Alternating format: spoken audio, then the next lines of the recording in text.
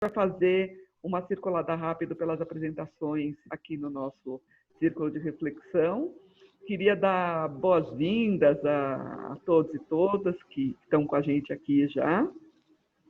Esse é o nosso 30º círculo, né? E a gente conta todos os meses, a gente tem se encontrado desde fevereiro de 2018, todos os meses, um sábado por mês. Até março desse ano a gente se encontrava na Casa do Povo, fisicamente.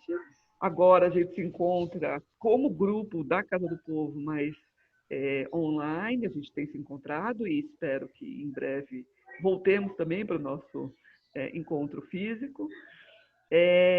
O Círculo nasceu de um desejo que a gente tinha lá de poder fazer conversas importantes sobre temas que têm alguma interface com a vivência judaica, e de verdade todas podem ter, né?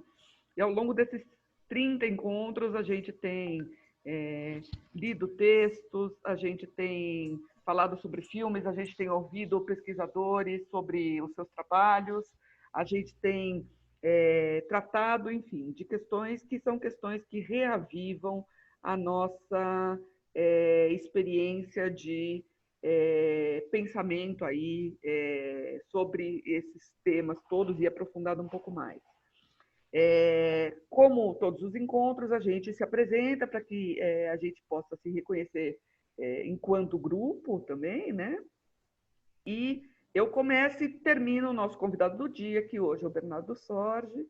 E depois da apresentação do Bernardo, ele vai fazer uma fala entre meia hora e 40 minutos, e aí a gente abre para contribuições ou questões, tentando fazer com que a gente tenha uma participação variada, ampla, que todos vocês possam se colocar também, né? Então, eu começo dizendo que eu sou a Aline Starobinas, uma das coordenadoras do Círculo, junto com a Suzana, o Gabriel e o Daniel, e sou historiadora. Meu contato, meu vínculo com a Casa do Povo tem a ver com a minha história pessoal. Estudei no Sholem Aleichem desde os 3 anos de idade e tenho estado envolvida nos últimos 10, 12 anos nas retomadas das atividades que, enfim, seguem contando com a participação de todos vocês. A gente vai depois também disponibilizar um link, algumas divulgações que a gente está fazendo de ampliação das associações na Casa do Povo. Quem ainda não é associado, quiser considerar isso nesse momento, acho que a gente tem aí um momento especial para as pessoas fortalecerem esse nosso núcleo de associados, né? Vou passar agora, então, a palavra, pedir para a Su coordenar aí essas apresentações. Eu vou chamando cada um de vocês. Se eu me esquecer de alguém, por favor, me lembrem no final. É uma breve apresentação de cada um. A Clarice, por favor.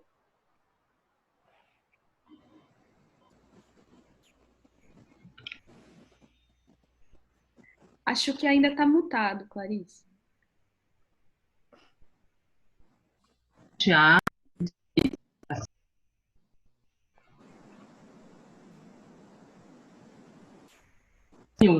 Pronto.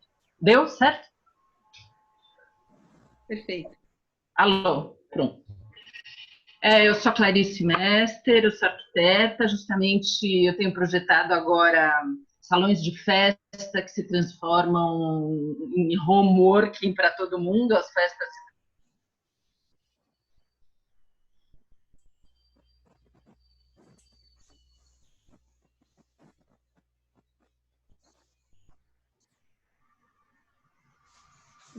Não estou escutando. Acho que a Clarice travou. Agora estamos te ouvindo de novo. Você é arquiteta, a gente escutou até essa parte. Ah, tá bom. Sou arquiteta, a conexão tá ruim. Entendi. Bom, eu acho que tá ruim mesmo. Eu falo. Vamos passar pro próximo. Qualquer coisa depois a gente volta, Clarice. O André, se você pudesse apresentar. Sou eu, André? Tem mais algum? Não sei. André é um nome tão comum que eu preciso perguntar. Desculpa, seria o André Dueck. Eu tô indo... Desculpa. Já te chamo, André. Xará. Acho que pode ir, André, depois eu vou, não tem problema. Vai. Você começou, pode ir, André. Depois eu vou. Desculpa. Bom, eu me chamo André Naum, sou sociólogo, como Bernardo, professor da USP, tenho uma relação familiar longa com a Casa do Povo, minha avó foi uma das fundadoras, minha mãe estudou no Scholler. É isso. Obrigada. Então, vamos agora para o outro André, Dweck. Bom, meu nome é André Dweck. Eu organizo a Fotojornada, que é uma saída mensal para documentar fotograficamente lugares e eventos interessantes da cidade de São Paulo. É isso. Flávio, se pudesse apresentar. Bom dia, meu nome é Flávio Limonsic, eu sou aqui do Rio. Tenho uma ligação muito antiga também com a ASA, que é uma instituição co-irmã da Casa do Povo. E sou professor também, é um prazer estar aqui com vocês. Beatriz Kushner. Bom, eu sou Beatriz Kushner, eu sou historiadora. Como o Flavinho, eu tenho uma ligação antiga com a ASA. E é um prazer sempre poder ouvir o Bernardo, por isso estou aqui. Mauro Malim.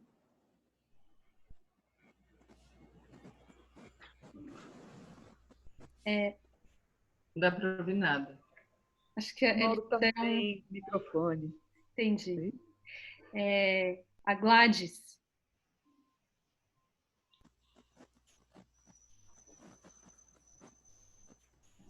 Também não dá para ouvir nada.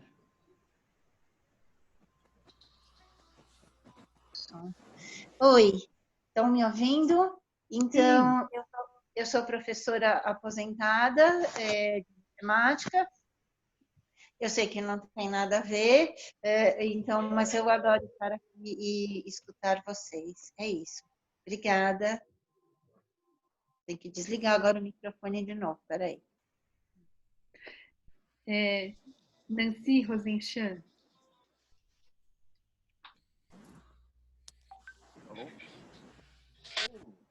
Acho que está mutado, Nancy. Aí é tão ruim.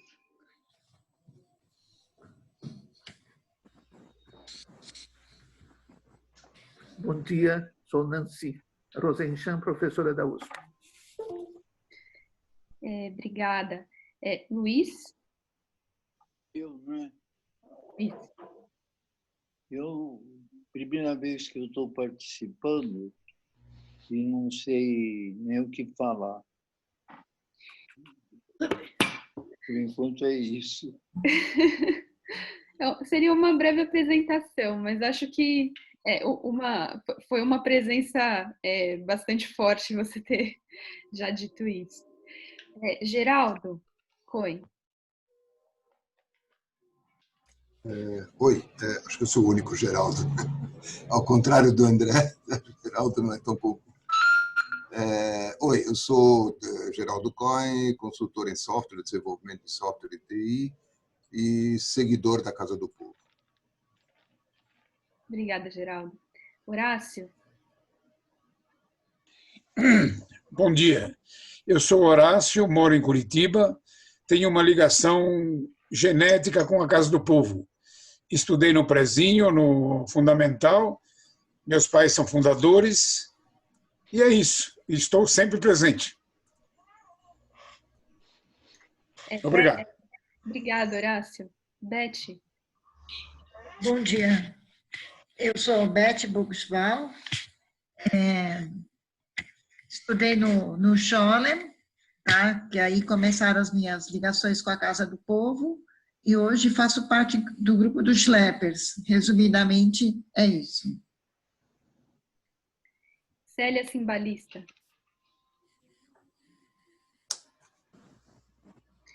Seu microfone está mutado, Célia. Sou Célia Cimbalista, ceramista, professora, também tenho trabalhado com questões socioambientais, em vários projetos. E também estou ligada geneticamente à Casa do Povo, tanto na minha ascendência quanto na minha descendência, por causa do meu filho Renato, que faz parte da diretoria da Casa do Povo. Obrigada, Célia. Cleinas. Nossa, estou feliz de estar vendo tanta gente e feliz de estar vendo o Bernardo com saúde. Parabéns, Bernardo. Te mando também um abraço do Roberto Grum, viu, que está com muita saudade de você. Eu sou sociólogo, sou do Observatório Judaico de Direitos Humanos no Brasil, Henri Sobel, e também sou membro dos Schleppers, e estudei no Scholem. Meus pais se conheceram nos bailes do Progresso, não saíam da Casa do Povo, enfim. Meu pai era do grupo de teatro em Yiddish, era do coral, a minha mãe também. A família inteira era da Casa do Povo, o pessoal morava no Bom Retiro, e ali era a sala, né, de convivência para todo mundo, né? É isso. Obrigada. Lúcia Xirmon. Oi, bom dia. Eu sou Lúcia, eu sou historiadora. Isso, sou fã da Casa do Povo, sou fã do Círculo de Reflexão. É isso. Já falei, inclusive, no Círculo, convidada. É isso. Miguel. Sim. Oi, eu sou Miguel, sou matemático, mais um que não tem nada a ver. E minha identificação com a Casa do Povo é que é um dos espaços, dos poucos espaços talvez que encontro na comunidade, que é um espaço de reflexão e de perguntas, mais que de afirmações. E, bom, eu peço desculpa porque estou no 3G e por isso estou aí meio desligado da câmera. Só isso, obrigado. Miguel. Eu. Você é de Buenos Aires, né? Não, sou um cordobês. Piada interna, desculpa. Aida, pudesse apresentar?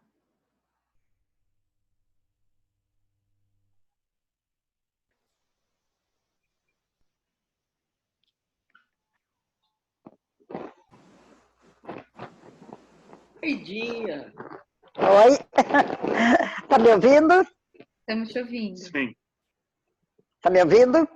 Bom, eu sou Aida, eu sou professora de línguas, aposentada, e não tive uma ligação com a Casa do Povo na infância, mas meus filhos estudaram no Scholem, e eles têm muita ligação, e através deles eu acabei também tendo uma ligação muito forte. Obrigada. Ouviram? Ouvimos, muito obrigada. Ricardo.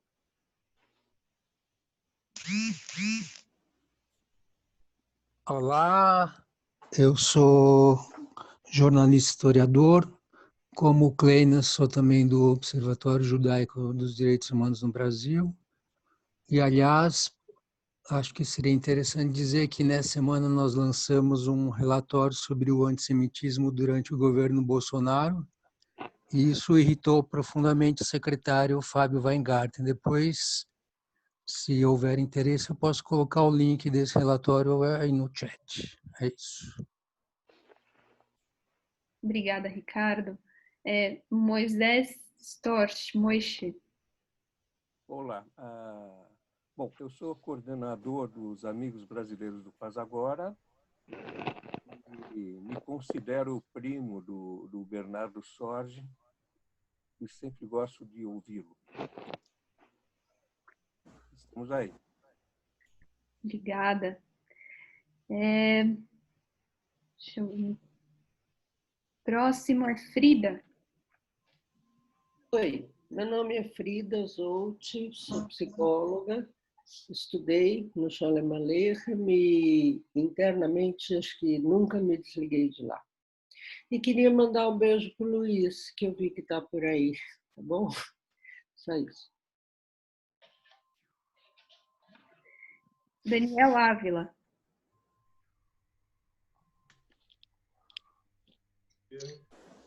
Eu sempre tenho dificuldade nesse tipo de apresentação, por uma questão que tem a ver com o que estava sendo discutido no comecinho, naquela parte informal, essa questão do mercado de trabalho. Eu tenho diploma em algumas coisas, não trabalho com nenhuma delas, o que eu trabalho não tem nada a ver com o que a gente está fazendo aqui. Mas eu moro em São Paulo há um pouco mais de 10 anos e desde essa época eu sempre gostei muito de frequentar a Casa do Povo. Acho incrível que a gente esteja conseguindo fazer essas coisas aqui à distância, mas sinto muita falta da Casa do Povo física, não só pelo espaço dela, mas pelo bairro, como ela se insere no bairro, na relação que ela tem com o bairro Bom Retiro. Sônia.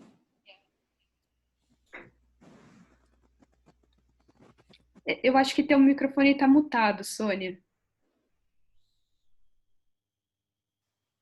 Agora sim. Então, eu sou a Sônia, sou mulher do Silvio, mãe do Marcelo e Nina. Vou ser vó em muito breve. Estou morando agora no Bom Retiro. Mudei para o prédio da Nina, que é aqui na Rua Prates, em frente ao Jardim da Luz. Fui do Scholem quando era muito pequenininha, depois a gente foi embora do país, em 64, eu e meus pais. Sou antropóloga, sou professora de antropologia na Fundação Escola de Sociologia e Política. Obrigada. E tenho participado do observatório, mas agora ano passado eu não pude participar muito ativamente. Obrigada, Sônia. Luíse. Oi, bom dia. Sou Luíse Franca, professora de grego clássico da USP, ex-matemática. Minha ligação com a Casa do Povo é por esse círculo que eu gostaria muito de ter conhecido no Bom Retiro, bairro que eu gosto muito, mas bem, só nos últimos 3 meses, ou seja, só aqui dessa maneira meio distante. Estou aguardando muito esse círculo de hoje. Obrigada, Luíse. Malca.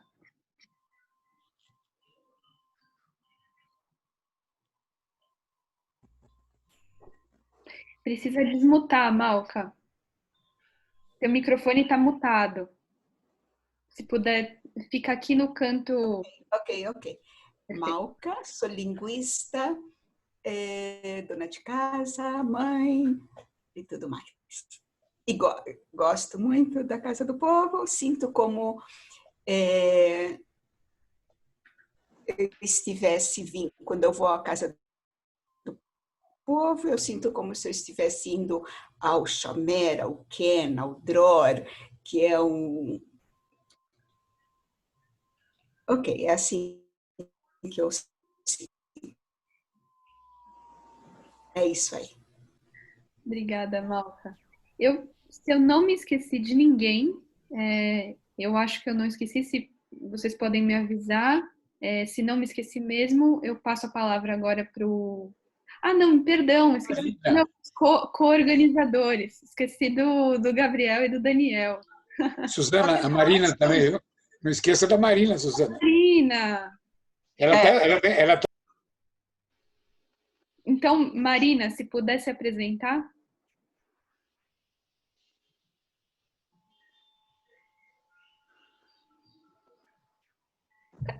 Desculpa, Horácio, não estou vendo a Marina aqui.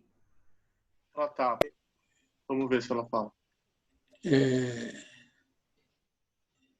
Bom, o Silvio ainda não está por aqui, mas ele vai participar também. O Silvio é orientador educacional, psicanalista, e participa também do observatório, e tem frequentado atividades na Casa do Povo também, a gente é bem fã.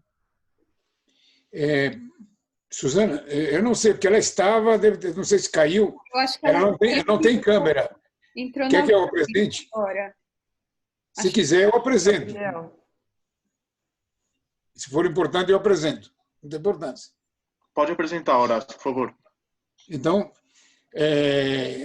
Marina é minha irmã, na verdade, eu sou irmão dela, né, porque ela é mais velha.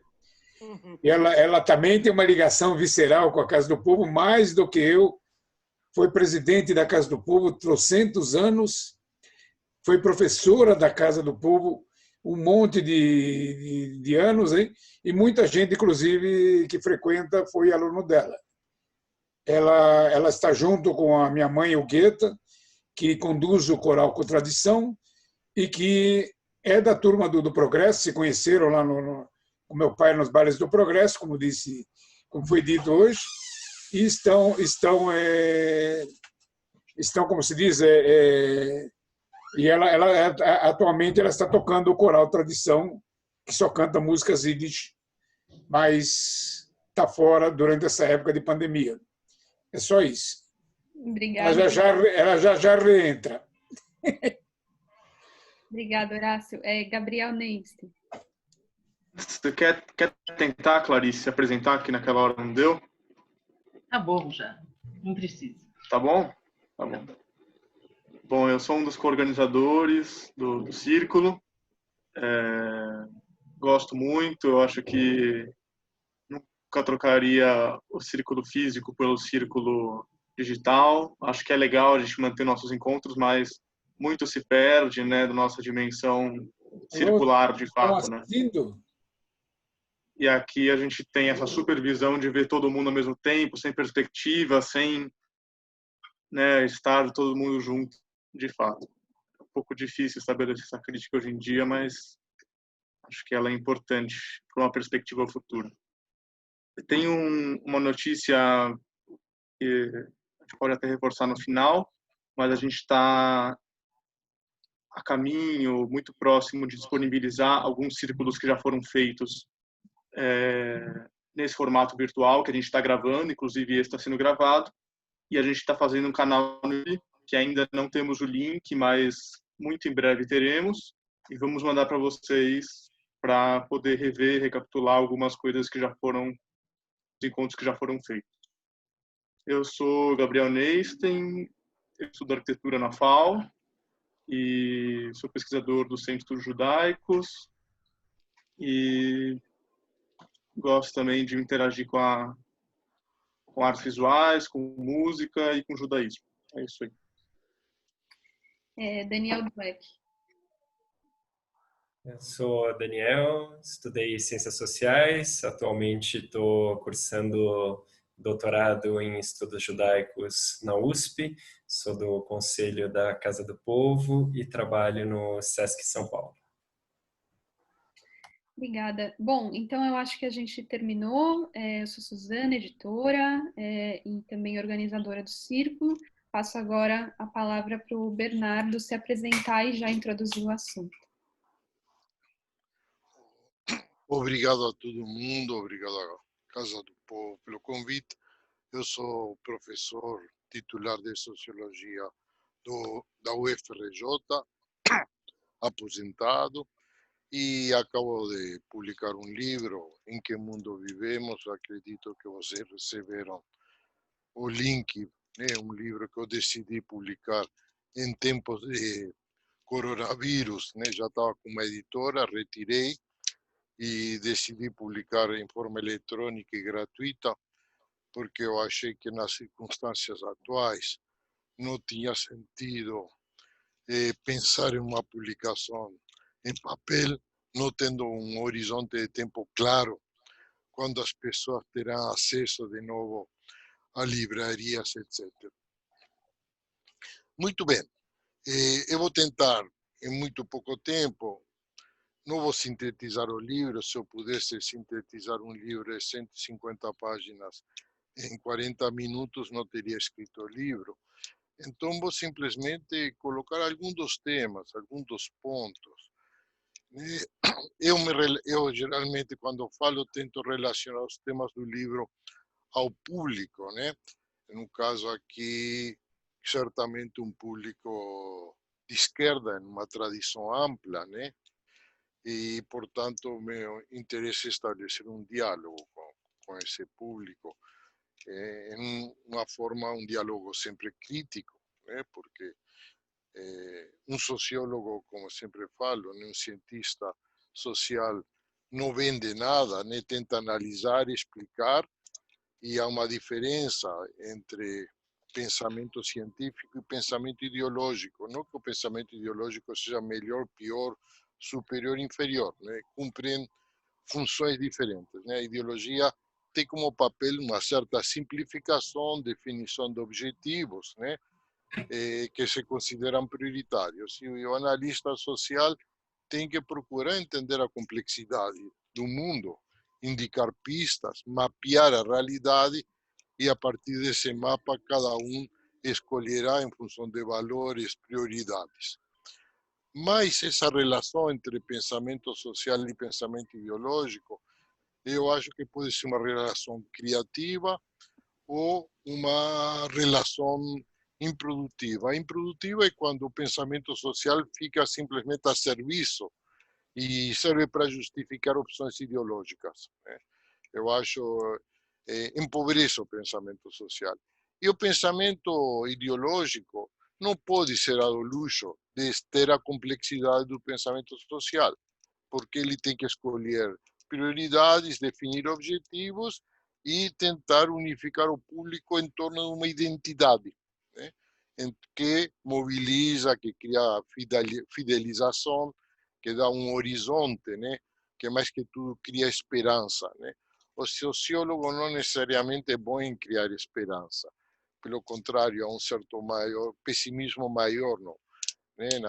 Um realismo do cientista frente ao voluntarismo da ideologia, que é fundamental. Eu não estou, portanto, contrapondo um contra o outro. Então, dito isto, o que eu gostaria de começar, né? O primeiro contato que eu tive da Casa do Povo foi mencionado o tema da pandemia, da comunidade judaica, etc. Para mim, o que está acontecendo na pandemia é um dos exemplos do que eu tento analisar no livro, né? O livro, na verdade, é uma reflexão, já a partir de uma certa vivência, uma certa idade, né? Que eu tentei recuperar minha própria trajetória intelectual, em certa forma é profundamente autocrítico, né? Da minha fase, para chamar de uma forma simplista, um pouco mais stalinista, dogmática, o que vocês quiserem chamar, né?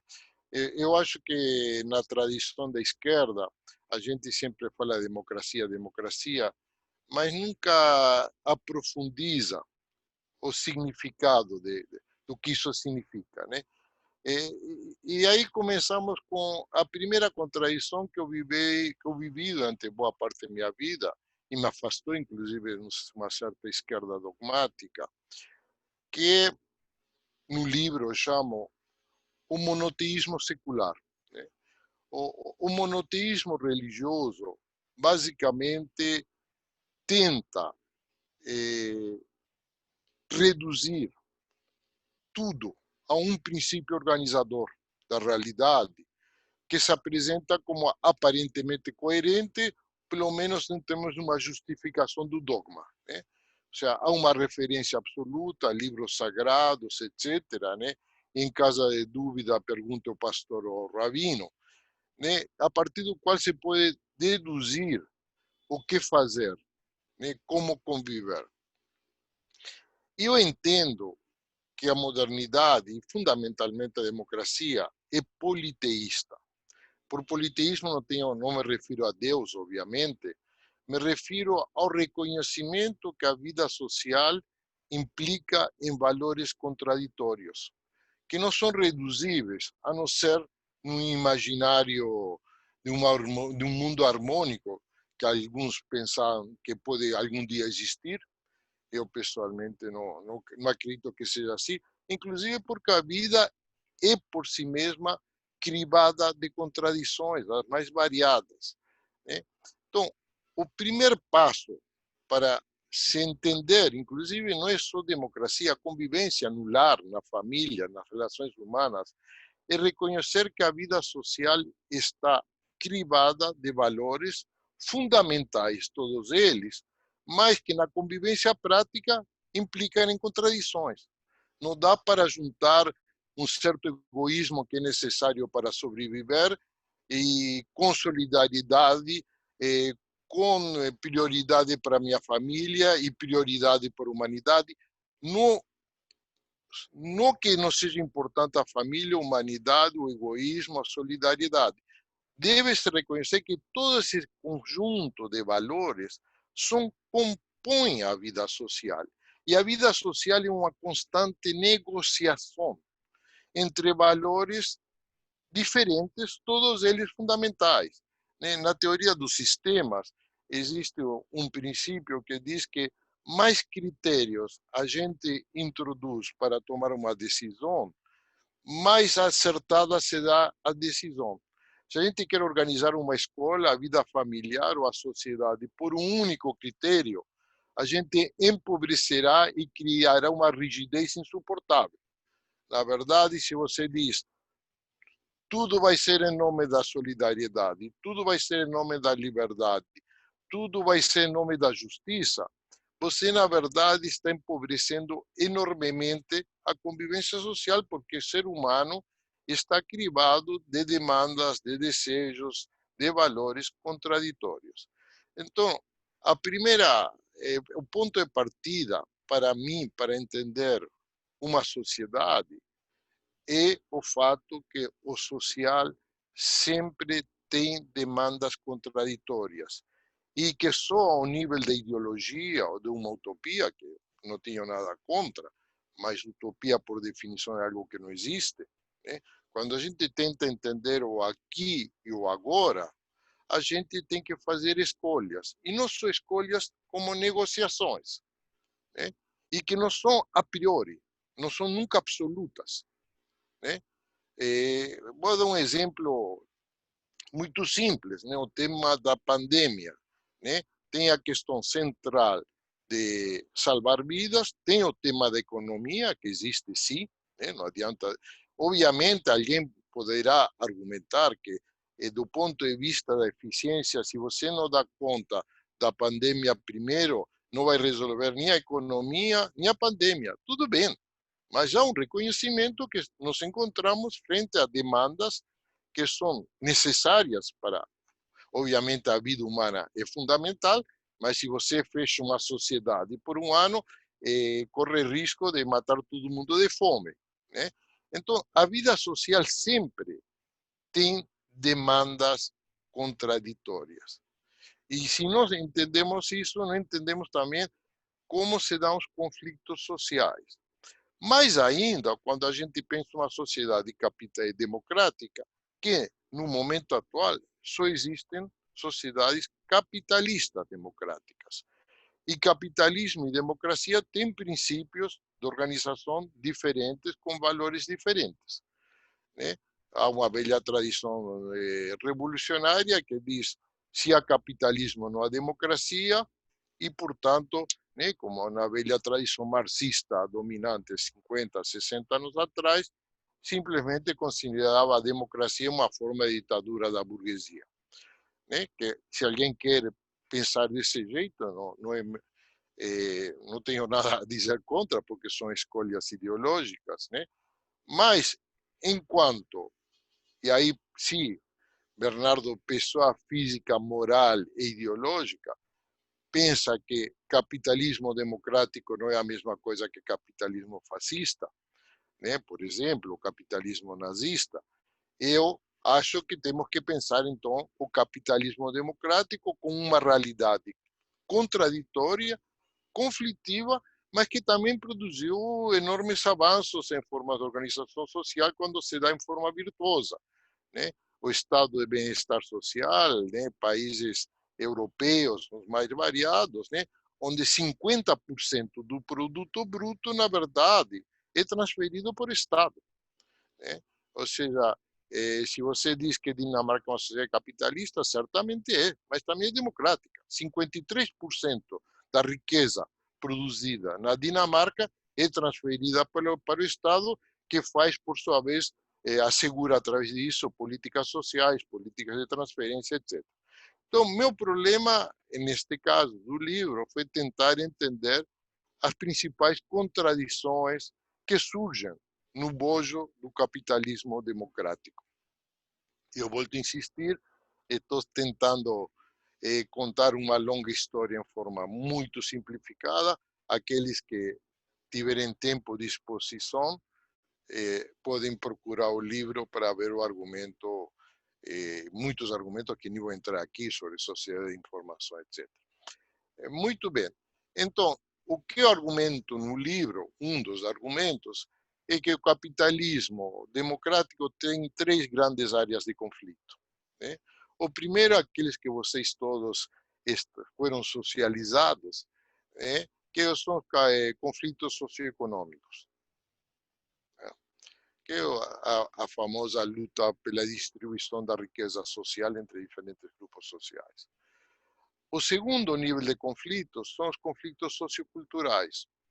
Os conflitos socioculturais não são idênticos, nem são deduzíveis dos conflitos socioeconômicos. Né? Inclusive porque a dimensão que eu chamo sociocultural não é explicável puramente em termos, a não ser uma visão muito reducionista, né? Pessoas que têm saudades do passado, né? Grupos de homens que têm saudade de quando o pai tinha, a figura do pai tinha um poder determinado que foi perdendo graças às lutas feministas, por exemplo, né? Existem pessoas com saudades da época que o homem tinha mais poder, né? Podia se impor. Isso não se explica em termos socioeconômicos, a não ser por uma redução analítica que, afinal de contas, o paternalismo na história humana se origina 15.000 anos atrás, etc. Não é isso. Né? Como sociólogo, não estou preocupado de explicações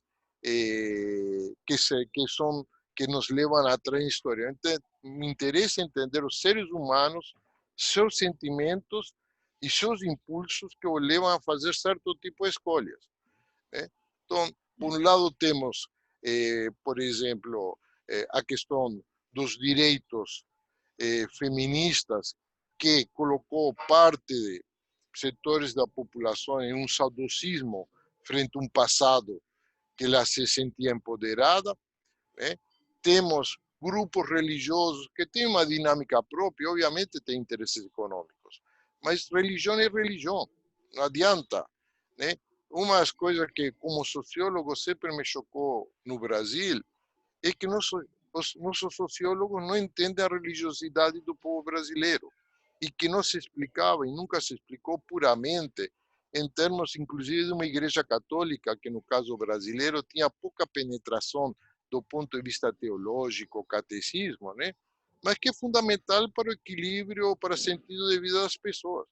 Eu realmente me confesso ateu, agnóstico, o que for, não vou entrar em discussões semânticas, né? Mas uma coisa que o intelectual descobre quando faz 70 anos, como é o meu caso, que intelectual é um bicho raro, gente. Os seres humanos não são intelectuais. E mais, vamos ser sinceros, pensar dói, é chato, é problemático. Mesmo vocês, chega um momento e diz, espera aí, estou de saco cheio com tanto pensamento. Há um momento que você precisa ter algum tipo de fundamento, de estabilidade, de crença. Quando pensar, se você pensa realmente, você se desestabiliza constantemente. Pensar é uma coisa realmente no limite insuportável, a não ser que seja um pensamento que se pensa, que pensamento e não pensa coisa nenhuma. Pensa para reproduzir o que pensava ontem. Mas isso não é pensamento. Eu tenho muitos colegas que são seguidores de uma corrente, de um grande pensador, e procuram Foucault em cada aspecto da vida, na confeitaria, na sorveteria, na favela, onde for, vai procurar Foucault. Aí repete Foucault. Tudo bem, mas isso para mim, com todo respeito, é uma atitude religiosa. Mas não é pensar no sentido que eu estou colocando. Ou seja, pensar no sentido de duvidar. Pensamento só existe, do ponto de vista que eu estou colocando, de você ter dúvidas, de você questionar, de você não querer confirmar o que você pensa em cada situação. Pelo contrário. Então, ser humano que intelectual, e nesse sentido específico, é uma ínfima minoria. Os seres humanos na rua, o que a gente chama de povo, mas que inclui todos os setores sociais, não querem pensar, querem acreditar em coisas que dão estabilidade. Isso nos inclui, de uma forma ou outra, a todos. Então, eu enfatizo isso para não projetar no mundo o nosso mundo. Aliás, o que foi realmente, eu acho que é, em geral, um dos grandes defeitos de uma certa esquerda ideológica que hoje praticamente não é mais relevante, mas que tinha suas grandes virtudes, mas pensava que o mundo das pessoas era um mundo tudo bem organizado, direitinho, etc. Então, os conflitos socioculturais, em grandes linhas, se dão entre aqueles que têm saudades de um mundo passado, real, imaginário e irrelevante, onde o pai tinha poder, onde a religião ordenava e dava determinações de conduta, e um outro grupo que é mais inovador, tanto sociologicamente, mais cosmopolita, mais consumidor em geral também, hoje em dia, diferente de outras épocas, em contato com os ares do mundo, enquanto outro grupo se sente que os ares do mundo estão trazendo cheiro ruim. Estão trazendo, às vezes, trazem desemprego, às vezes traz uma esposa que quer opinar em tudo e acha que tem o mesmo poder que o homem, traz gente falando a favor do aborto quando o pastor diz que não podemos abortar. Então, há conflitos socioculturais que são muito diferentes dos conflitos socioeconômicos. Está tudo relacionado, com certeza. Na vida social, tudo se relaciona. Mas não são reduzíveis ou deduzíveis uns dos outros. E o terceiro componente são os conflitos políticos. A democracia, embora eu acho que tem vantagem, a democracia representativa, embora tenha vantagem sobre qualquer outro sistema de governo conhecido, está escrivado de contradições. É um sistema complexo. Governar um país que tem 217 milhões, ou mesmo 5 milhões, em uma sociedade moderna, é algo muito difícil, a começar pela própria noção de democracia. A democracia, por um lado, é o governo da maioria, mas que protege minorias, que pode ser trocada por 4 anos, que responde a uma Constituição a qual está subordinada, portanto, o poder dela é grande, mas não é ilimitado. Então, como você organiza essa democracia? Como você cria consensos partidários majoritários quando você tem uma sociedade, por exemplo, hoje, por razões que não vou entrar aqui, fragmentada em diversos partidos, cada vez mais em qualquer país do mundo, cria conflitos. E a democracia capitalista, tal como existe sobre uma base que é muito contraditória, que é o Estado Nacional. A ideia básica da democracia é que somos todos cidadãos iguais. Só que somos cidadãos que são definidos por um fator puramente aleatório, de termos nascido ou não em tal e qual lugar. Então, tem uma ideia universalista, de direitos universais na base da cidadania moderna, e, por outro lado, está associado a algo que se chama nação, e que leva necessariamente a ter um componente nacionalista. Então, somos cidadãos iguais, mas parte de uma nação que exclui, portanto, qualquer um que vem de fora, ou mesmo que tenha, às vezes, nascido fora do país. Então, o mundo que existe, o mundo real, e cribado de conflitos os mais variados. Eu mencionei esses 3 grandes níveis de conflitos, aos quais devemos agregar mais. Primeiro, os conflitos ligados a realidades que transcendem o capitalismo e a democracia como tais, que é o meio ambiente, né? As pessoas aqui que têm uma certa idade sabem que o meio ambiente não existia como problema, não existia como percepção de realidade, não era parte de nosso radar, de nosso ou de qualquer outra perspectiva ideológica, algo que surgiu, entre aspas, do nada, né?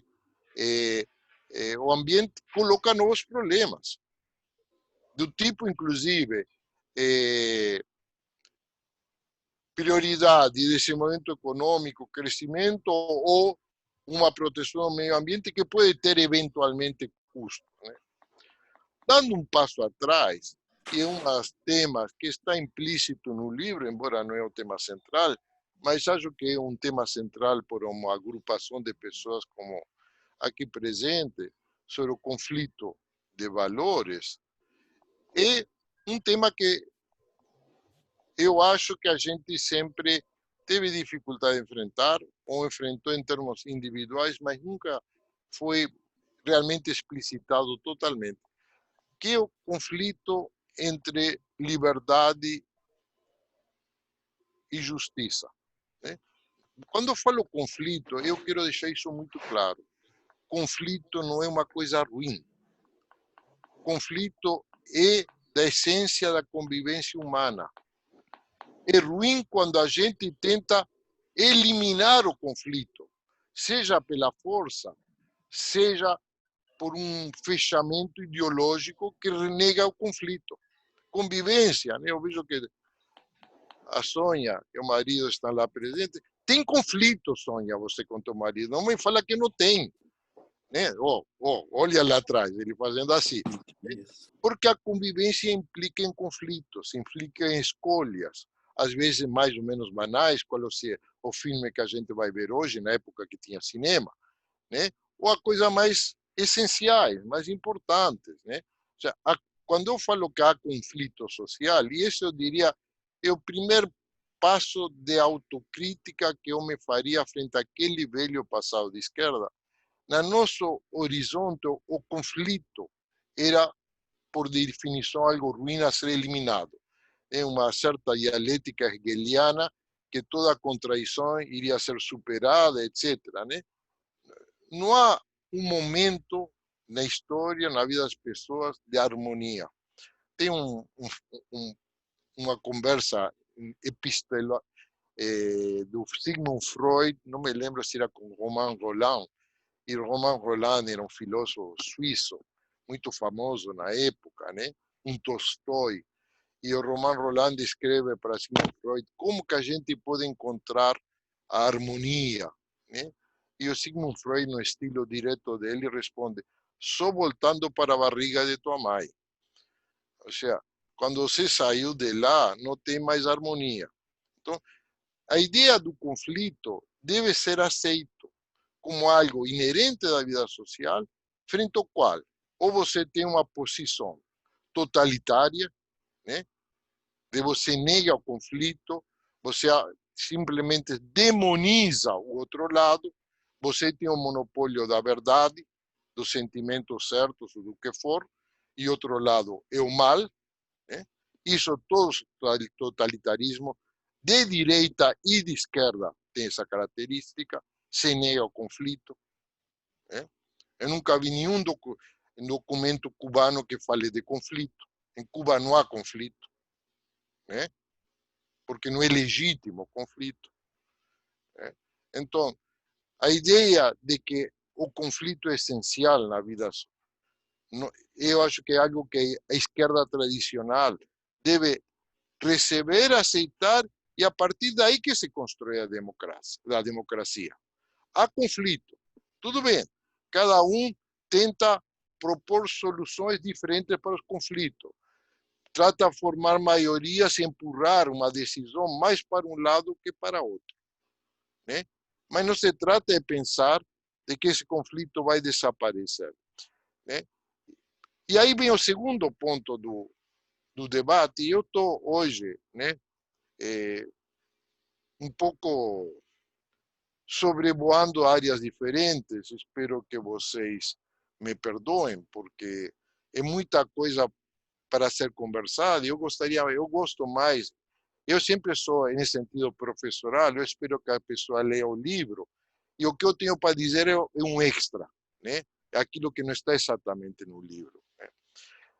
Então, a segunda questão que se coloca nessa questão de liberdade e justiça é que todos nós que pensamos que lutamos pela justiça, em algum lugar temos uma tendência a um certo sentimento de superioridade moral. Né? Porque estamos do lado justo, gente. A gente quer o bem, a gente quer acabar com o racismo, com a pobreza, com o machismo. A gente é legal, né? A gente é do bem. E essa postura nossa, que nos dá esse sentimento da justiça, se choca com outro valor que é essencial na democracia, e no qual nós concordamos em teoria, mas nem sempre na prática, que é a liberdade. O direito de pessoas eventualmente não concordar exatamente com o que você está dizendo, com a resposta que você está dando, com a solução que você está dando. E como nós estamos do lado da justiça, né, aquele outro lado, né, que a gente rotula de liberal, parece um cara realmente moralmente inferior. Ele só fala de liberdade, mas eu estou do lado da justiça. Né?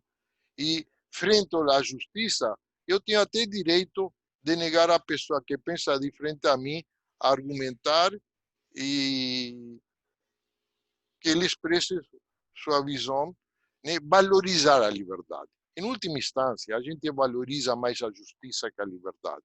Eu não estou entrando no mérito de qual tem que ser mais ou menos. O que eu estou dizendo, que eu acho que é o grande desafio emocional, intelectual, para uma esquerda tradicional, é valorizar ambos. Em cada situação, como você faz essa negociação, é concreta. Né? Mas se a gente não lembra constantemente que a liberdade é um elemento essencial da convivência social, né? A gente escorrega em nome da justiça a posições autoritárias e às vezes até totalitárias. Porque a gente, em nome de nós estamos certos, né? Eu, presidente de Cuba, estou dando comida a todos os cubanos e, portanto, porrada em quem discorda de mim, né? Como é até o dia de hoje, né? É um risco enorme. Então, o que eu tento revalorizar é o que eu chamo politeísmo de valores. É um pensamento democrático, é um pensamento que reconhece que a vida social, individual, em todos os níveis, exige reconhecer que existem valores fundamentais, que eles, em situações concretas, são sempre conflitivos e que a saída do conflito é uma negociação, uma discussão, né, de qual é a melhor solução possível e que nunca será ideal, porque inclusive depende das circunstâncias, inclusive porque muitas vezes a gente não tem a priori a saída, como foi o caso da pandemia, vai ter soluções mais ou menos adequadas, baseadas na experiência. As soluções no mundo real nunca são teóricas, são práticas, dependem de experimentar, de conviver, de discussões. Né? E aí chegamos porque eu estou vendo já que eu queria ter mais um papo com vocês, aí um pouco aterrissando em um terreno que hoje em dia para mim é um pouco secundário, que é da comunidade judaica. Né? O grande problema da comunidade judaica hoje no mundo é que, primeiro vamos dizer o seguinte, hoje a comunidade judaica está dividida, está menos dividida do que já esteve. Se vocês, só vejo jovem na minha tela, tivessem pessoas de 90 ou 100 anos hoje presentes, contariam como nos anos 30, né, tinha porrada física entre a turma do Sholem Aleichem e a turma sionista. Né? Ou seja, o conflito não é algo estranho ao judaísmo. Ao contrário, até houve 30 anos entre, diria, 60, 90, uma certa aparente harmonia, né? Um certo consenso mal definido, né? E que hoje outra vez começa a aparecer problemas enormes de convivência, né? Pelo avanço de duas tendências, eu diria, autoritárias, uma ligada à ultra-ortodoxia e a outra ligada a um nacionalismo secular, né, de extrema-direita, ligada à extrema-direita israelense, que coloca pressões e tensões grandes na comunidade. Então, não vejo hoje em dia como sairemos, porque isso nos levaria a entrar em dois temas interessantíssimos, que uma que o Bolsonaro, sua ligação com grupos evangélicos e a ligação dos grupos evangélicos com símbolos judaicos. Hoje estava vendo o Bolsonaro fazendo propaganda da cloroquina e uma menorá atrás dele. Tem uma foto, saíram nos jornais duas fotos, uma pequena onde está ele centrado na mesa e outra um pouco mais distante. A mais distante você tem uma menorá atrás dele, né? Então, qual é a relação entre Bolsonaro, símbolos judaicos, o Estado de Israel? É todo um tema que exigiria uma conversa diferente, que eu não vou me encaminhar para lá, porque não é o foco central da conversa. E, finalmente, eu queria simplesmente lembrar que um conceito sociológico que é importantíssimo, um dos Beatles diz que planejar é o que fazemos enquanto a vida realmente acontece, né? Ou seja, a gente faz planos enquanto a vida avança, né? Então, isso também vale para tudo, para ideologias, para partidos, para tudo, né? Que há muitas coisas na vida social que simplesmente são improváveis e acontecem o tempo todo. A pandemia é uma delas. A pandemia, com o custo humano enorme que trouxe, curiosamente, fez que no debate nacional hoje o tema de uma renda universal voltasse, quando o próprio Bolsonaro eliminou totalmente o tema da desigualdade social. Não aparece, não há desigualdade, não há pobreza, mas a pandemia trouxe o tema da renda universal, e deve ser dito, do ponto de vista puramente econômico, essa bolsa coronavírus que foi dada foi a maior distribuição de renda na história brasileira em um período curto. Equivale a 3 vezes o orçamento anual do Bolsa Família, ou 4. Aliás, o Congresso colocou 150 bilhões de reais aí, né? Em 3 meses, nesses 3 meses, o índice de Gini, né, que mede a desigualdade, caiu abruptamente, né? Nunca tanta gente pobre teve tanto dinheiro como esses últimos 2 meses. Setores, não estou dizendo que foram todos, né? Foram 30 milhões que receberam a bolsa coronavírus, ficaram uns 10 milhões que deveriam ter recebido que não receberam. Ainda assim, a vida social tem surpresas, as mais diversas. A pandemia com custo humano de vidas e outros, né? E também teve uma política distribucionista que não estava escrita em nenhum lugar, que não está na nossa visão lineal da história brasileira ou da história recente brasileira. Então, a gente tem que estar sempre... eu espero, no caso, até que o Bolsonaro seja suficientemente burro para não entender que ele tem aqui uma oportunidade única, né, para quebrar, né, o monopólio de setores sociais que estão próximos à figura do Lula, mas com o PT, em função da Bolsa Família. Né? Eu espero que o Guedes faça o trabalho de não permitir isso. Temos que manter o Guedes para que ele não permita que o Bolsonaro entenda que aí tem um filão enorme, se ele for explorar. Né? Mas tudo isso eu estou dando exemplos do inesperado da história, que se choca mais como alguém de minha geração, com a visão que havia uma filosofia da história. Né? Havia a história nessa direção, e se não fosse a direção, desastre. Né? Tinha o famoso revista francesa, né? Civilização ou Barbárie, e obviamente civilização era socialismo, né? Socialismo, barbárie, não era civilização. Socialismo, barbárie. Ou é isto, né? A humanidade tem caminhos sempre muito mais confusos e complexos do que nossas fés ideológicas nos levam a acreditar, embora elas sejam necessárias para viver, porque ser intelectual 24 horas por dia é insuportável. Eu vou parar por aqui, gostaria de ter comentários. Agradeço, Bernardo, pela abertura, com muitas instigações. E aí, enfim, a gente agora começa aí com algumas questões e comentários. Frida, Susana, você dirige a orquestra, por favor. Dirige. Pode. Frida primeiro, então.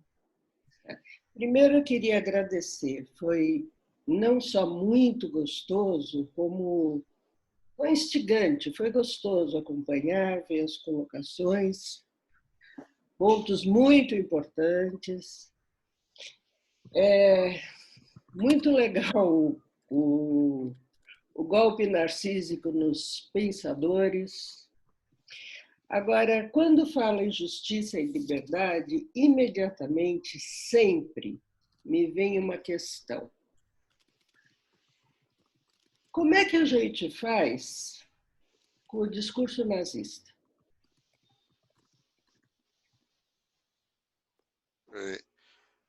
Boa pergunta, né?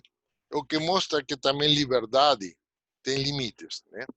Eu não sei se vocês têm acompanhado todo um debate hoje nos Estados Unidos de o que se chama política do cancelamento, que a crítica a uma postura daqueles politicamente corretos que praticamente não deixam nos campuses ou em publicações que se apresentem pessoas que pensam, no caso, mais à direita, né? Mas que certamente não são nazistas, né?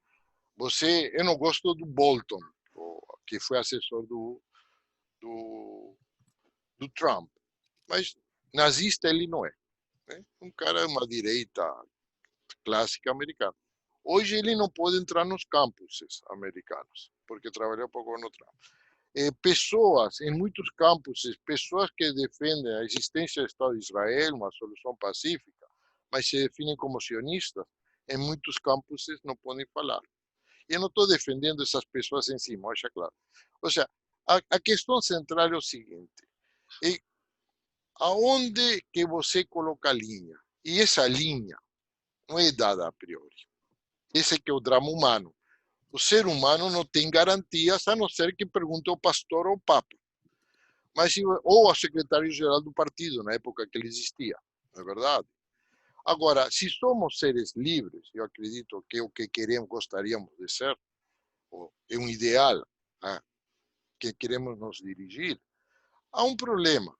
O problema é o seguinte, é óbvio que há um limite que deve ser colocado. Agora, se você não tem um cuidado extremo, né? Se eu vou dar uma conferência amanhã na UFRJ, tentando mostrar, né, a partir de argumentos antropológicos, que tem um certo sentido a divisão do trabalho entre homem e mulher, né? E que certas visões feministas são criticáveis, hoje eu não entraria. Isso me faz nazista? Não me... simplesmente o que eu digo é o seguinte, eu acho que em algum lugar você passa uma linha, mas se você não tem muito cuidado, em nome da justiça, você elimina a liberdade. E o que a gente aprende na história do último século? Que sem liberdade não há justiça. Porque quem vai começar a definir cada vez mais o que é justiça são aqueles que delimitam cada vez mais a liberdade. Então a justiça simplesmente passa a ser um dogma, né, que é limitado àqueles que têm o controle desse dogma. O meu problema é que, como eu penso que muitos de nós, para nós, a liberdade é um conceito de muito valor, né? Mas, de repente, ela esbarra em coisas que não dá. Eu não vou, em nome da liberdade, ler Mein Kampf. Não é possível. Não, a questão é se eu li Mein Kampf já 2 vezes, no meu livro uso. Não, o que eu digo é o seguinte, o que eu ia dizer? A pergunta é, em nome da liberdade, da justiça, você tem direito a proibir a edição do Mein Kampf? Eu não estou dando resposta nenhuma. Eu quero dizer o seguinte, é que temos que ter muitíssimo cuidado quando você, hoje, a extrema-direita, entre aspas, te coloca como defensora da liberdade, né? Muitas vezes em situações que, obviamente, absurdas, como não, tem que liberar a internet para dizer o que quiser, mas, obviamente, essa turma vai querer vetar grupos islâmicos, por exemplo, esse é outro tema, né? Ou, em muitos países, Estados Unidos, Argentina, uma certa direita diz, em nome da liberdade, ninguém vai me impor usar máscaras, né? Ou sair a caminhar na rua, eu tenho direito a fazer o que eu quero. Os Estados Unidos, 35% das pessoas estão falando que não vão tomar vacina. Eles têm a liberdade de escolher de não tomar vacina. Eu quero te colocar todos esses exemplos, não para dar respostas, eu não estou aqui com respostas. Eu quero te colocar mais como exemplos de conflitos que exigem consciência de que devem ser negociados, mas com os quais temos que ser muito cuidadosos. Quando a gente deixa de ser cuidadoso, a gente entra nisso que se chama cultura do cancelamento. Aliás, o abaixo-assinado contra essa cultura começa com Noam Chomsky, que não pode ser dizer que é um cara de direita, muito antes pelo contrário, né? Mas que tem esse sentimento que, em nome do politicamente correto, você começa a vetar pessoas, pensamentos diferentes que não são nazistas. Agora, eu acho que em algum lugar você tem que parar, em algum lugar você tem que proteger a democracia, inclusive porque entre hoje e os anos 30, apesar das muitas diferenças, anos 30 do século passado, há similitudes, e a gente sabe que a República de Weimar teve defeitos enormes em nome de liberdade, era uma constituição germânica muito bem feita, proteção de liberdades, e terminou no nazismo, né? Então, tudo isso para te dizer da necessidade da consciência do problema, de não facilitar nossas vidas, né?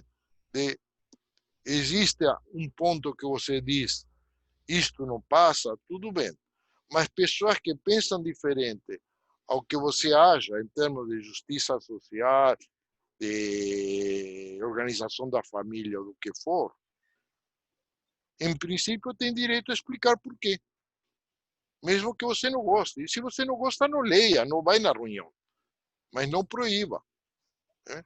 É isto que não há garantias na vida social fundadas em dogmas, a não ser que você caia na religião, seja secular, seja religiosa. Mas temos que estar sempre conscientes do problema. Bernardo, a gente costuma fazer aqui para caber uma quantidade legal de perguntas, fazer rodadas com 3 pessoas, né? Perguntando okay. E responde a segunda vez. Então, primeiro é o Daniel Dueck. Então, obrigado, Bernardo. Super bom te ouvir. Queria colocar a questão em 2 dimensões. Você chamou atenção para a importância do, pelo menos, reconhecimento do conflito, talvez uma certa aceitação de que o conflito vai existir, que a negação dele é um problema. Queria que você falasse sobre isso um pouco à luz do ideário que se construiu no Brasil, talvez principalmente no começo do século XX em diante, mas a ideia de país de democracia racial, às vezes numa ideia vulgarizada aí de cordialidade, mas enfim, as ideias de Brasil durante muito tempo tiveram calcadas na negação do conflito, ou na atenuação do conflito. E acho que são ideias que foram desafiadas muito recentemente, talvez aí nos últimos governos, e a extrema-direita, essa onda conservadora, o próprio Bolsonaro, acabou chegando ao poder, em parte reputando a esses inimigos imaginários, sei lá, os comunistas, as feministas, o movimento negro, a criação do próprio conflito. E ele dizia muitas vezes isso, nós somos um povo só, não tem conflito, são as feministas que criam a divisão entre homens e mulheres, é o movimento negro que cria a divisão entre brancos e negros, etc. E aí, o segundo ponto, uma das coisas que você costumava insistir aí nos seus escritos na área de estudos judaicos, é que o Brasil teria uma especificidade em que o antissemitismo não se manifestava como em outros contextos, na Europa, por exemplo, e que era um problema, então, pegar essa lente com a qual a gente enxergava fora e aplicar aqui, que talvez fosse interessante justamente entender essa particularidade do nosso país. E já que teve essa publicação recente do Observatório Judaico de Direitos Humanos, que o Ricardo já citou, já colocou no chat, analisando esse fenômeno do antissemitismo durante o governo Bolsonaro, em que os símbolos judaicos, a bandeira de Israel está presente no espaço público brasileiro, eu queria muito te ouvir se a tua percepção em relação a isso se mantém. Se o Brasil ainda é esse espaço ou se, ao contrário, o antissemitismo passou de maneira transformada a estar mais presente no Brasil. É isso. Bom, a segunda pergunta é do Moishe, que ele pergunta como é que você vê a democracia no Estado de Israel hoje, Bernardo. Ele está com um problema no microfone, então eu estou lendo a pergunta aqui para você. E a terceira pergunta, o Miguel pode fazer, que é o terceiro inscrito da rodada. Obrigado. Então, a primeira pergunta, eu tenho duas perguntas.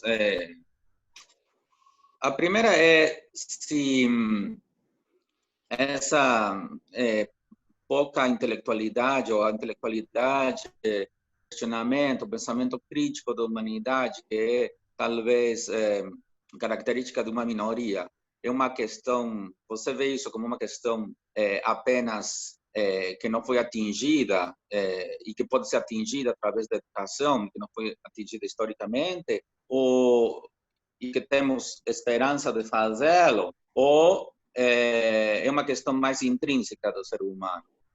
E a outra, que também, talvez seja...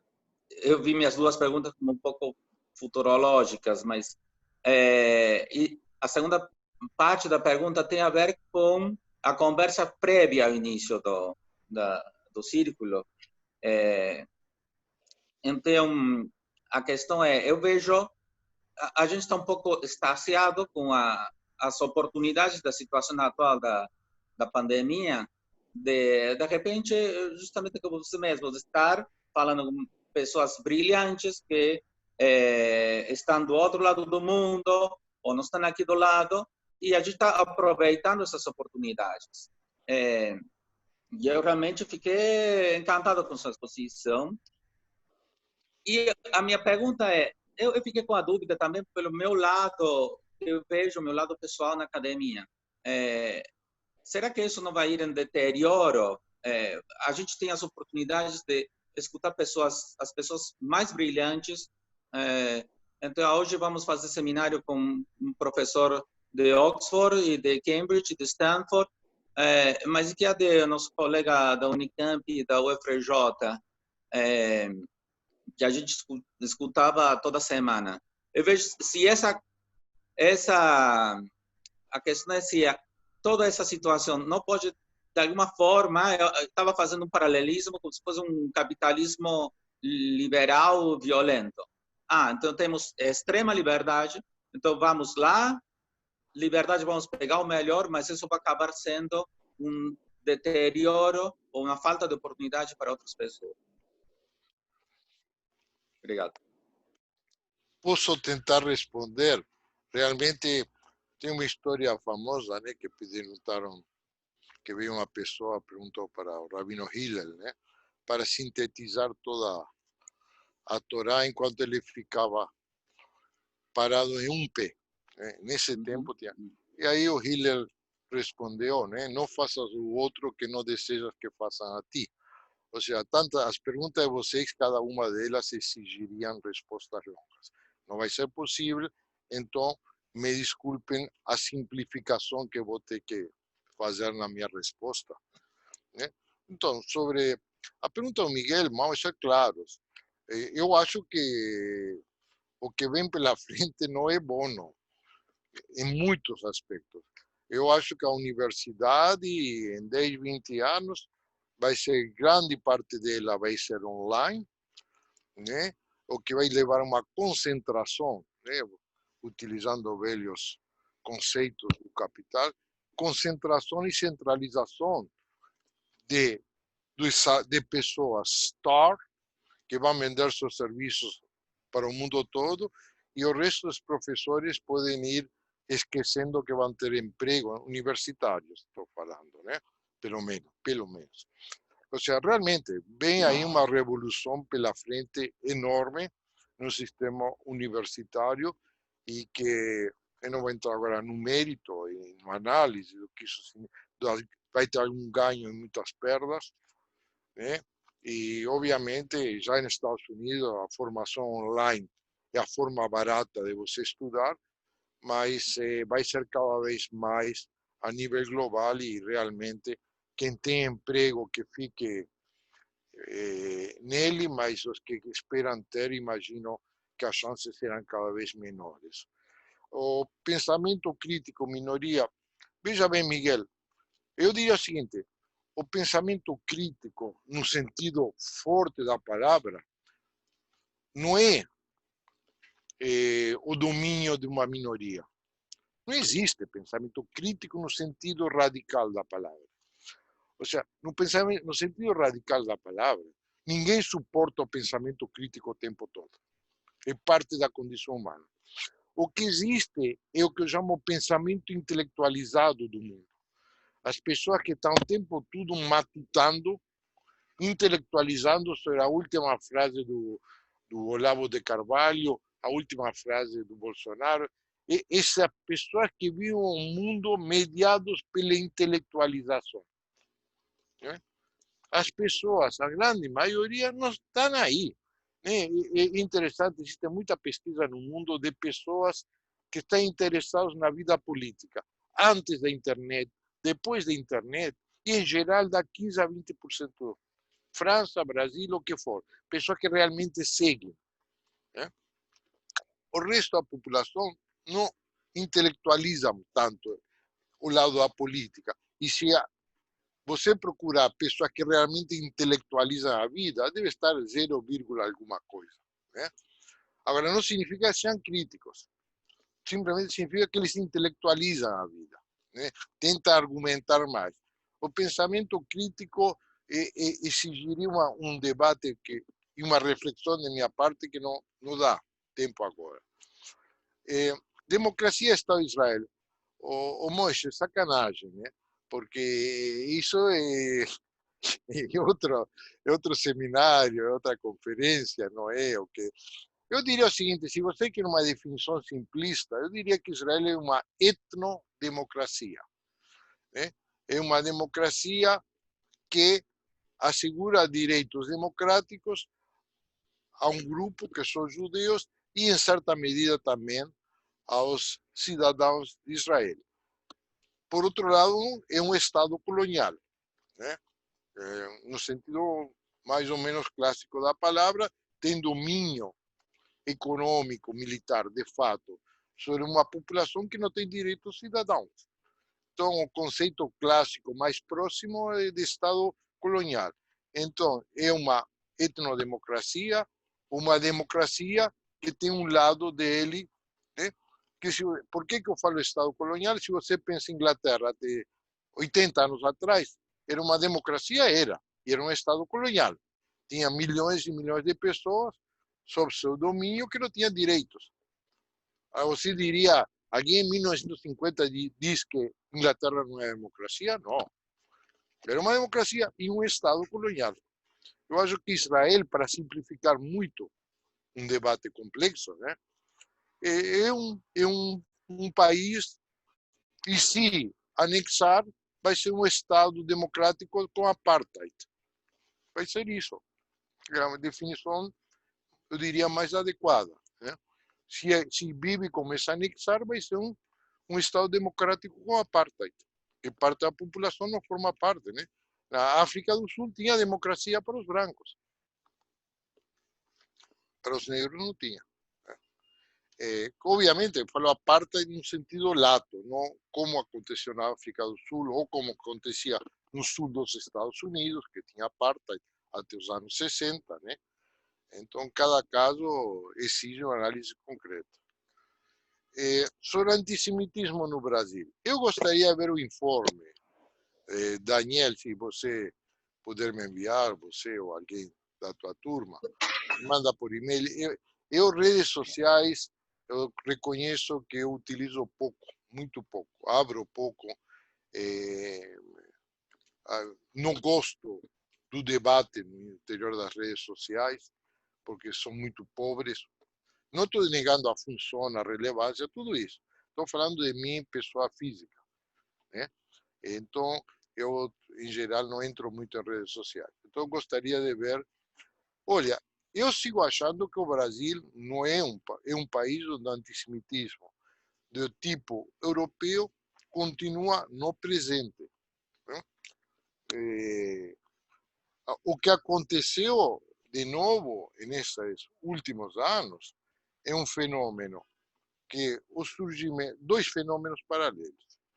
O surgimento de uma esquerda anti-israelense que por vezes tem em si características antissemitas, ou se confunde com, por vezes, não estou falando que é óbvio que eu concordo que dá para criticar o Estado de Israel, o governo de Israel, etc.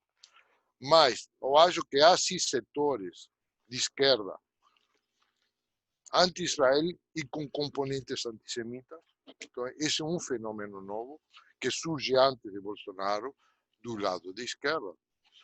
E surge um novo fenômeno, que é interessante, que é o fenômeno evangélico, que tem uma relação com o Estado de Israel e com símbolos judaicos, né? O Templo de Salomão não é a CIP que organizou, né? O Templo de Salomão foi feito pelo Bispo Macedo. Ele se apropriou de símbolos judaicos que não tem nada a ver com judeus reais, em princípio, né? Tem mais com seu discurso, sua narrativa, a forma que ele construiu, em parte inspirado no caso dos Estados Unidos, né? E aí cria uma nova identidade que associa esses grupos evangélicos e depois a direita bolsonarista com o Estado de Israel e com símbolos judaicos, e com o fato que algumas pessoas da comunidade passaram a apoiar Bolsonaro e saíram matérias realmente parciais nos jornais, dizendo que a comunidade judaica é pro-Bolsonaro, né? Criando maior confusão, né? E tudo isso aumenta a confusão do debate público, do espaço público, que além de mais está muito empobrecido, né? Mas eu sigo achando, e tudo é relativo nesta vida, que no Brasil não há antissemitismo. Num sentido que alguém que morou na Europa, né? Por exemplo, em qualquer país europeu, existe, né? Agora, o que existe em todo país, em toda cultura, um componente etnocêntrico, né? Que tem uma relação sempre complicada, complexa e conflitiva com o estrangeiro, com o diferente, né? Então, eu não vejo isso, mas obviamente posso estar errado. A vida continua e o que eu escrevi 20 anos atrás é possível que não seja mais atual, ou algum dia não vai ser mais atual. É parte da vida isso, né? A gente não escreve livros sagrados, a gente analisa a realidade até agora. Se mudou, eu gostaria de ver em que sentido e por que causa. Não estou vendo isso, mas posso estar mal informado. Portanto, gostaria de ver esse informe. Se estamos falando de um fenômeno sociologicamente relevante, né? Porque confesso que me irrita certa política da comunidade judaica que procura antissemitas onde não há antissemitas. Eu me lembro que a Confederação Israelita, faz 10, 15 anos atrás, condenou a filha do Gilberto Gil porque falou algo, você está judiando. Como, e aí, isso daí é uma expressão de antissemitismo, pelo amor de Deus. No Nordeste você fala isso o dia todo. É parte do... Não tem nenhum sentido, significado antissemita, né? Então, eu acho que temos que sempre estar atentos, temos que pesquisar, temos que denunciar, mas também temos que calibrar, entender do que estamos falando, a relevância disso. Volto a insistir, não me refiro a esse informe que não li e, portanto, desconheço, não posso opinar, né? E aí chegamos à última pergunta sobre democracia racial. Eu acho um belíssimo ponto que você colocou e que exige reflexão, né? Eu acho que, de fato, no Brasil sempre houve racismo, há racismo, mas que é um racismo diferente de outros lugares, né? Por exemplo, do americano. Nunca, pelo menos até Bolsonaro, e Bolsonaro deve ser dito, inclusive em forma muito ambígua, né? A não ser algumas declarações, dizer que o Bolsonaro tem como bandeira explícita dele o racismo antinegro, eu diria sinceramente que não é verdade. Não que ele não seja racista, vamos deixar claro, mas que seja parte do discurso político central de Bolsonaro. Acho que não é. Não é porque no Brasil não dá para ser, né? Eu acho que o que é interessante do racismo brasileiro, e a gente já sabe isso, Daniel, você já estudou isso, é um racismo envergonhado, né? 99% dos brasileiros falam que não são racistas e 99% acham que tem racismo, o que é um certo problema estadístico. Ou seja, racista é sempre o outro, né? Esse racismo envergonhado brasileiro, eu acho que tinha seu lado positivo. Eu prefiro um racista envergonhado que um membro do Ku Klux Klan. E nesse sentido, sou muito crítico do movimento negro, que critica o racismo envergonhado. Não, o racismo envergonhado é um bom ponto de partida para lutar contra o racismo. Ku Klux Klan não é um bom ponto de partida para lutar contra o racismo, né? Então, e aí vem um pouco que meu conflito conflito na palavra, meu desacordo com certas características do movimento negro, que procuram imitar, basicamente, e são financiados, inclusive, por fundações americanas, o movimento negro americano, quando o Brasil é diferente.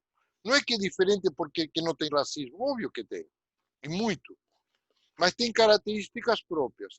E para você lutar contra esse racismo, você tem que entender quais são suas características para confrontar, e não se fechar em um gueto, né, que eu acho problemático. Então, eu acho que a ideia do Brasil como democracia racial, acho que já foi criticado e acho que está errado, mas existe esse ideal. E esse ideal é bom. O que está errado nesse ideal não é o ideal, é a realidade. Então, o que você faz? Simplesmente joga o bebê com a água, ou você tenta dizer, não, esse ideal é positivo, só que não se realizou ainda no Brasil. Vamos caminhar nesse sentido. E muita gente caminhou. Quando o Vinícius de Moraes diz que eu sou um branco com coração de negro, é uma beleza. As músicas de Chico são uma beleza. Eles recuperam a ideia de democracia racial, denunciando o racismo. Então, essa dialética, se você não a reconhece, você empobrece, se fecha em um gueto, em uma bolha que simplesmente qualquer pessoa que está em desacordo, obviamente, é maltratada. Eu já participei de alguns debates, nunca mais na minha vida, porque não me considero racista, né? Mas por estar em desacordo com certas posições do movimento negro, você é cancelado. Então, essa é a questão. A questão não é, obviamente, negar o racismo, mas como você luta com ele. E, obviamente, tem que afirmar esse racismo, mas você não pode negar o que é de bom, de muita coisa boa que existe na cultura brasileira antirracista. Né? Então, é isso que se trata de recuperar. Bom, acho que a gente pode... Já são 12h37, eu não sei como é que vocês estão de horário aí, você principalmente, Bernardo. Será que daria tempo de fazer uma segunda rodada? Se for uma coisa rápida, tudo bem. Eu ainda posso ficar até 10:50, porque a 1 tenho que me preparar para outro debate, outra conversa, na verdade. Então, eu vou pedir para o Daniel Ávila, para o André Naum, para a Sônia, serem concisos nas perguntas para que a gente consiga diminuir o tempo. Então, Daniel, se quiser começar. Obrigado, Su. Obrigado, professor. Eu queria fazer uma pergunta sobre a metáfora que você usa do politeísmo, que eu achei muito interessante, mas eu estou entendendo esse politeísmo de valores como essa pluralidade, diversidade de valores que as pessoas e os grupos podem escolher se apegar a um ou a outro na hora de tomar suas decisões. Mas eu ainda, por essa mesma metáfora, eu ainda entendo como esses deuses diferentes fazendo parte de um mesmo panteão que seria comum a todo mundo. E eu pergunto para você se não seria o caso, talvez, de falar de vários politeísmos, os quais podem estar em disputa e em conflito, ou se existe, não diria uma verdade superior, não é um panteísmo, mas se existe esse espaço comum mesmo, onde esses deuses todos estão circulando, ou se hoje a gente já pode começar a pensar em barreiras que separam politeísmos diferentes, talvez. André? Obrigado, Bernardo. Eu queria pensar um pouco a partir da sua fala, mas também a partir do livro, né? Eu acho que você selecionou ao fazer a fala, você estava pensando na audiência, mas eu acho que você levanta uma questão importante sobre liberdade. Eu queria que, no pouco tempo que a gente tem, você falasse um pouco mais o que você concebe como liberdade para o século XXI, né? Certamente não é a mesma coisa que era para os clássicos né, do pensamento político. Obrigado. Obrigada, André. Sônia? Então, eu estava querendo talvez que você aprofundasse um pouco nessa sua discussão sobre Estado colonial e etnodemocracia e apartheid. São concepções muito distintas para caracterizar Israel. E pensando na situação atual, mesmo sem anexação, né, de autoritarismo e de controle sobre a população palestina vivendo na Cisjordânia e em Gaza, né, a violência de Estado que acontece ali, não é? Será que faz sentido falar em etnodemocracia?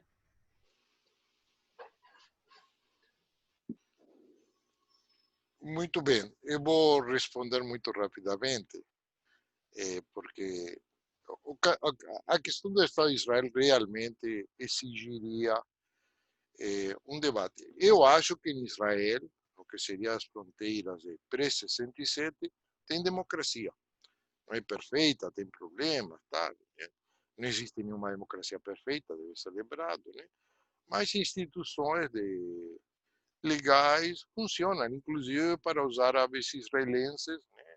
você é preso, depois chama um advogado, tem habeas corpus, a pessoa pode sair na rua com fac Netanyahu, o que você quiser, né? É um Estado democrático. O Estado de Israel, nessas fronteiras, para seus cidadãos, é verdade que alguns têm menos direitos que outros, como comunidade, no caso árabe frente à judia, mas eu acho que Israel é um Estado democrático com seus problemas, mas não diria que inclusive tem avançado muitas coisas na direção certa em relação à população árabe, né? Ainda está mal, mas está muito melhor do que já esteve, que é diferente dos territórios, onde as pessoas não são cidadãos e, portanto, não têm direito nenhum, não têm direito a chamar advogado, nem a nada, né? Estão sob controle militar.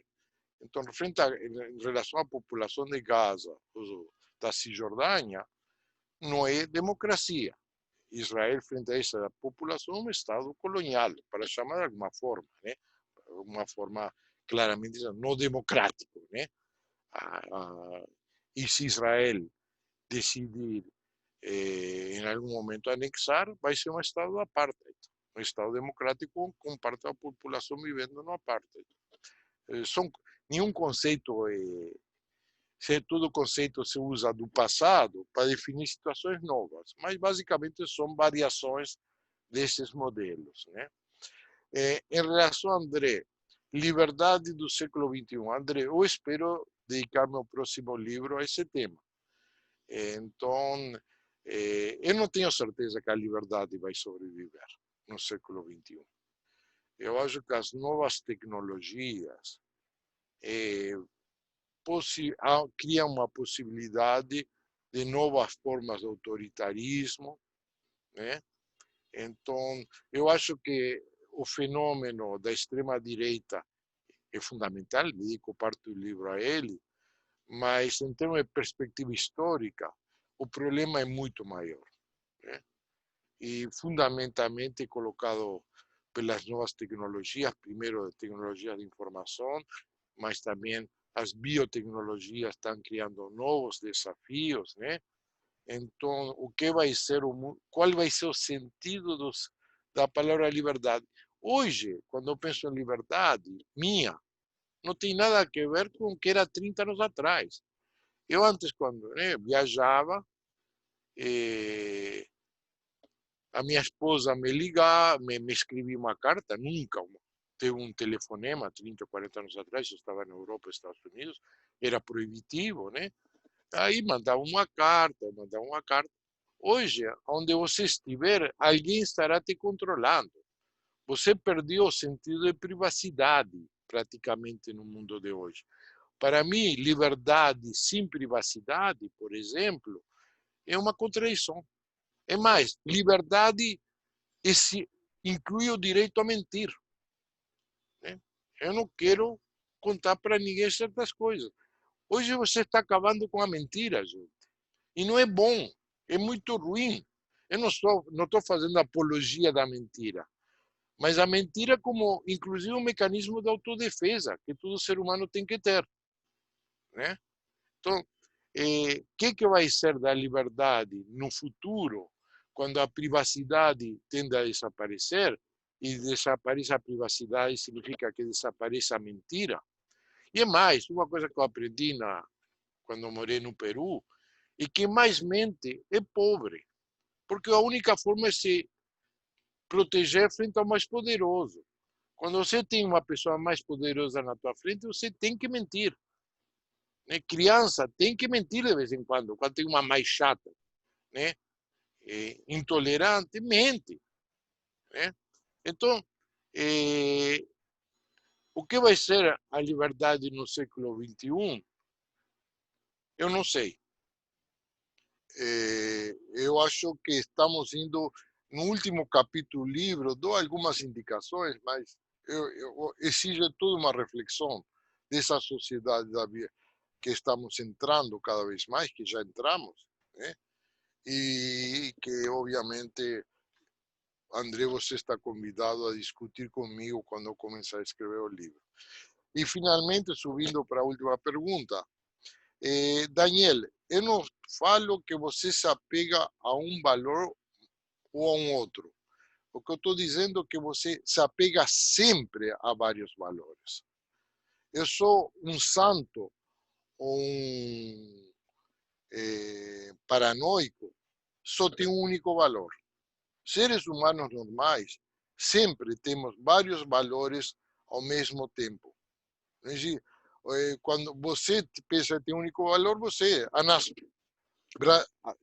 Brasil acima de todos e Deus acima do Brasil, não sei como é isso, né? Só tem né? Então, quando você só tem um único valor, Hitler falava a mesma coisa, né? Você você está doente e cria uma sociedade doente. Então, o que eu estou dizendo é que sempre teremos muitos valores, nossos próprios politeísmos mudam o tempo todo, né? Então, a diferença entre o politeísmo, e até isso eu vou tentar esclarecer na próxima versão do meu livro, é que o politeísmo é valor, quando você é um politeísta de valores, o teísmo não é o teísmo antigo, não é que são deuses no sentido absoluto, né? Os deuses do politeísmo de valores nunca são absolutos, né? Porque você convive simultaneamente com vários. E nesse sentido, sim, existem infinitos números de politeísmo.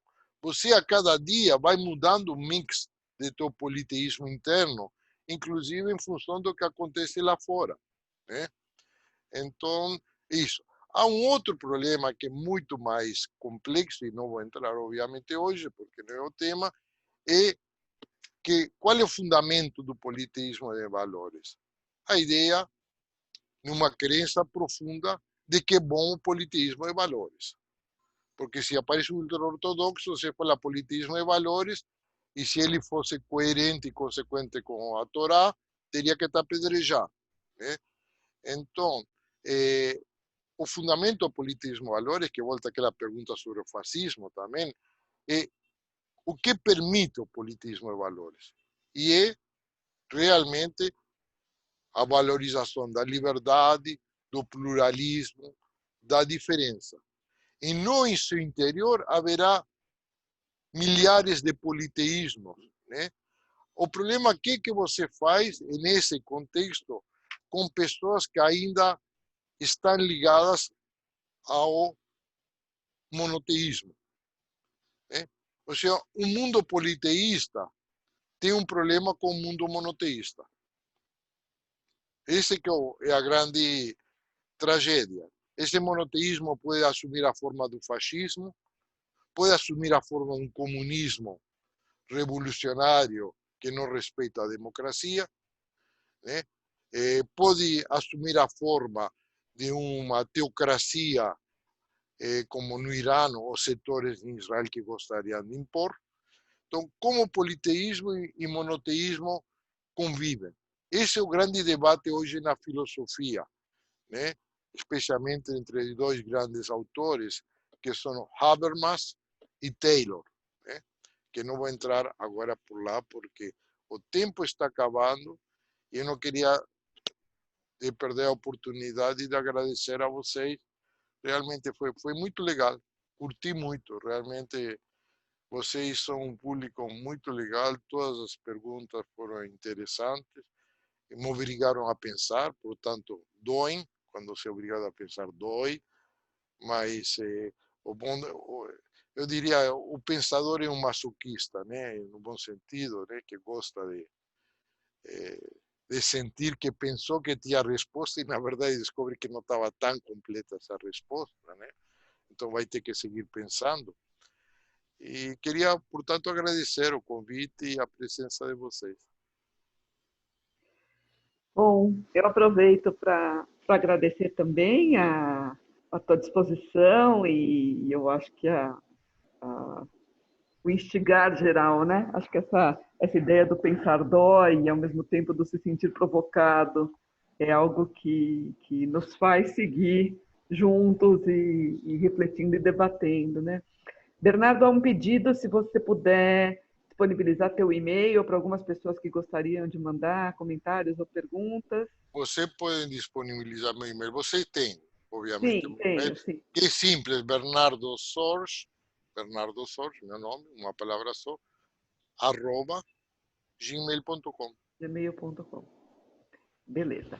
Gente, eu volto a dizer então que a gente deve, nos próximos dias, enviar para vocês o link do canal que a gente está abrindo no YouTube com algumas das gravações que vão já ficar disponíveis para quem não estava presente, quiser assistir, as pessoas têm pedido, né?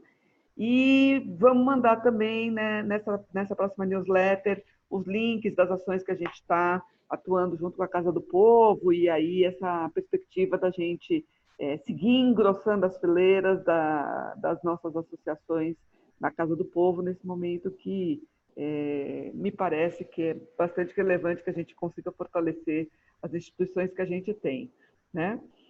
Queria agradecer a todos e dizer que, como sempre, tem sido um prazer estar com vocês, bom ver vocês, e espero que esteja todo mundo aí com saúde e forças. E seguimos em contato para a gente continuar conversando. Agosto, estamos aí com o nosso próximo círculo. Um abraço a todos, obrigada, Bernardo. E Obrigada. espero que todo mundo tenha aí um bom fim de semana, se cuidando, porque de verdade, entre as liberdades que as pessoas estão se dando, tá, de não se cuidar, e hoje em dia, essa liberdade de não se cuidar nos leva a ficar mais tempo em casa todo mundo, né? Então, nesse limite da liberdade, eu gostaria que as pessoas tivessem essa responsabilidade para a gente poder voltar logo a se encontrar em condições mais seguras. Abraços. Muito obrigada, Abraço, gente. Tchau, tchau. Tchau.